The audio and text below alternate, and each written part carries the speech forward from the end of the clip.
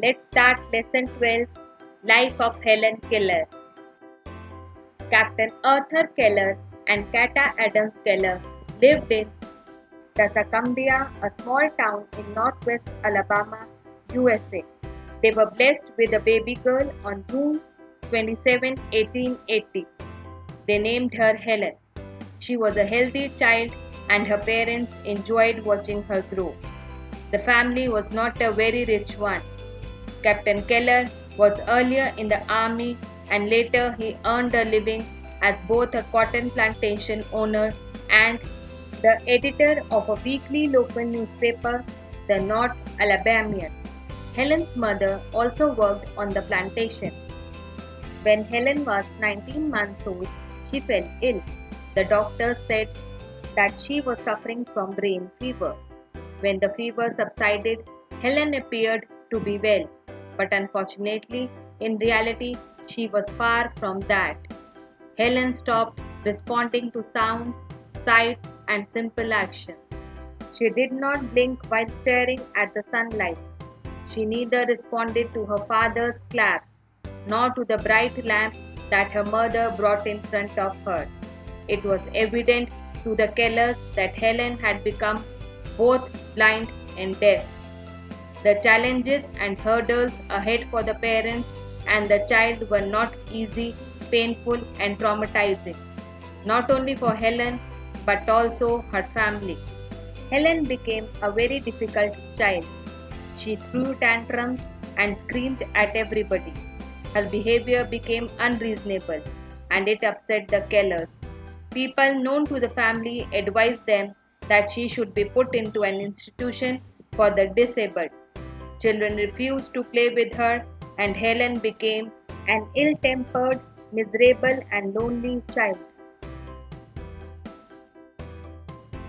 With a heavy heart, her mother would say, Helen's behavior is getting worse. What should we do?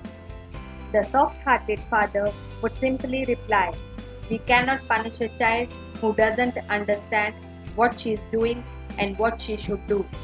The Kellers now needed professional guidance. They met Dr. Michael Anaganos, director of Perkins Institute for the Blind in Boston, Massachusetts. Michael Anaganos considered Helen's case and immediately recommended a former student of the institution to be Helen's teacher. She was Annie Sullivan, the lady who changed Helen's life. Annie had poor vision herself, but she was keen to work and earn a living on her own. So she accepted the job of being Helen's teacher. On 3rd March 1887, Annie arrived at the house in Tuscumbia and met Helen Keller. Annie started teaching Helen to fingerspell. She taught her the language of touch. Annie spelled out the word doll, D-O-L-L, on Helen's palm and then placed a doll in her hand. This was the first word that Helen learned to spell. With great patience and dedication, Annie continued with her teaching. When Helen petted the cat, Annie wrote C-A-T on her palm, and when she drank milk, she felt the letters M-I-L-K being written on her palm. This helped Helen to learn the concept of various things and she found a novel way to communicate with others. Annie had to work on Helen's behavior too. Helen was rude to people. Moreover, her impolite table manners and her social behavior needed attention. Annie insisted that Helen should dress herself and brush her own hair.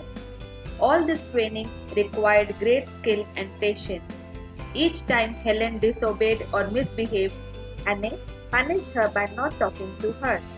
Helen's communication with the world was largely through Annie, so she hated the idea of Annie becoming angry with her. Soon, Helen learned to obey and behave well. Annie took Helen for walks and they did horse riding. Helen enjoyed Annie's companionship. The day Helen learned to spell water, a new inspiration set in and her progress in learning words multiplied manifold. That experience changed her attitude towards learning. That day, Helen was so inspired that within the next few hours, she learned the spelling of 30 new words, which included Mother, mother, and Teacher, teacher. Anne taught her to spell baby when Helen touched her younger sister. She even spelled out Helen, Keller. Helen recalled later, I was born again that day. I had been a little ghost in no world. Now I knew my name. I was a person. I could understand people and make them understand me. One morning, Helen spelled out a complete sentence. doll, on, bed. Motivated by the progress that Helen had made, Anne said, tomorrow I shall teach you to read. Anne began teaching Helen to read. She first read raised letters and later read with braille. She learned to write with both ordinary as well as braille typewriters. She was well on her path to becoming a well-educated person. She was given all possible opportunities to develop her abilities, and Helen made the best use of them. Helen developed great confidence, and she even visited President Cleveland at the White House. In 1890, at the age of about 10, Helen moved to the Perkins Institution. Here, Anne continued to teach her. Helen made friends with the other blind children in the institute. Her loneliness began to disappear and her progress in learning improved. She learned Latin, German, and arithmetic. In 1894, Helen and Anne met John D. Wright and Dr. Thomas Humason, who were planning to set up a school to teach speech to the deaf in New York City. Helen attended the Wright Humason School for the Deaf. Unfortunately, Helen's speech never really improved beyond the sounds that only Anne and others very close to her could understand. But the fact that she could communicate was encouraging enough for Helen to move ahead in life. Helen wished to study in college, but before that, she had to take admission in another school that would prepare her for college. Since Helen could not afford the fee, Mark Twain, the famous author of Adventures of Tom Sawyer, and some of his friends paid for her education. In 1896, Helen moved on to the Cambridge School for Young Ladies in Massachusetts. This was a great achievement for a lady who was blind, deaf, and could barely produce some sounds for communication. Helen worked very hard at school and did not disappoint her benefactors. She began writing poems and stories. Shortly before her examinations, Helen lost her father. Although emotionally disturbed, Helen did her best in the examination. Anne could not accompany Helen to the examination hall. A teacher spelled out the questions in Helen's hand and Helen typed out the answers. The following week, she learned that she had passed all the subjects. In 1900, Helen entered Radcliffe College, becoming the first deaf-blind person to have ever enrolled at an institution of higher learning. The girls in her class were friendly and they even elected her vice president of the class. Here, Helen began to write about her life. She wrote the story both in braille and on a normal typewriter. The Story of My Life was edited by John Macy, who later married Anne. The writing was published in a magazine in 1903 and she was paid for it.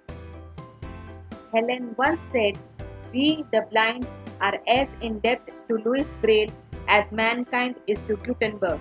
On 28 June 1904, Helen graduated from Radcliffe College. Helen became the first deaf-blind person to earn a Bachelor of Arts degree.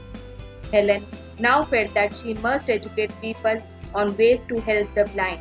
Her main goal in life was to spread awareness regarding the poor, neglected state of the blind, their innate abilities, and their aspirations. She had to raise funds not only to sustain a living for herself but also to start projects to remove darkness from the lives of other blind people. Then she thought that she could do best by giving lectures and writing. She strongly felt that she must give the others what she had gained from NA.